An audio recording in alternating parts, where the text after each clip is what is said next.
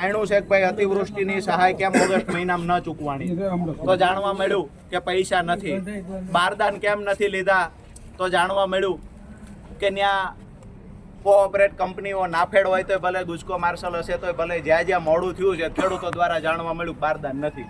મતલબ ક્યાંક ને ક્યાંક પૈસાની અછત છે.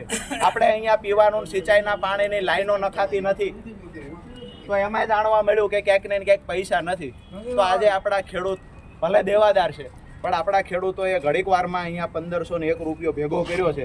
અમે ઓગસ્ટ મહિનાની સહાય ચૂકવવામાં સરકારને જો પૈસાની જરૂર હોય તો અમારા ખેડૂતો સાયલા તાલુકાના ખેડૂતો 1501 રૂપિયો સરકારને આપે.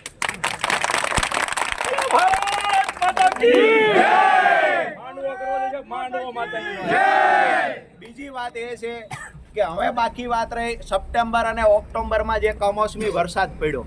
આપણે બધાય માંગણી કરવા આવ્યા છીએ કે સપ્ટેમ્બર ને ઓક્ટોબરમાં સરકારે જાહેરાત કરી છે કે જ્યાં કમોસમી વરસાદ પડ્યો ત્યાં અમે સહાય ચૂકવશું.